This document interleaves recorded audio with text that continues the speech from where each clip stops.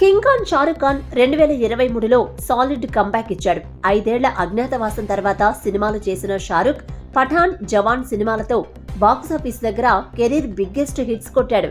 పఠాన్ 1000 కోట్లయితే జవాన్ 1150 కోట్ల కలెక్షన్స్ ని రాబట్టే షారుఖ్ కెరీర్ కాదు, ఇండియన్ బాక్సాఫీస్ హిస్టరీలోనే ఒకే ఇయర్ 2,000 కోట్ల కలెక్షన్స్ ఉన్న హీరోగా షారుఖ్ ను నిలబెట్టాయి.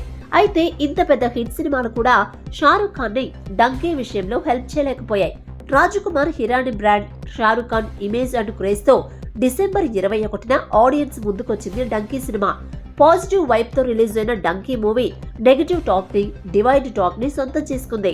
రిలీజ్ పరంగా మంచి నంబర్ ఆఫ్ థియేటర్స్ ని సొంతం చేసుకున్న donkey cinema day 1 world wide collections 30 కోట్లు ఉంటుందని సమాచారం. ఇదే నిజమైతే షారుఖ్ ఖాన్ ఇమేజ్ కూడా డంకీ సినిమాని కాపాడలేకపోయిందనే చెప్పాలి.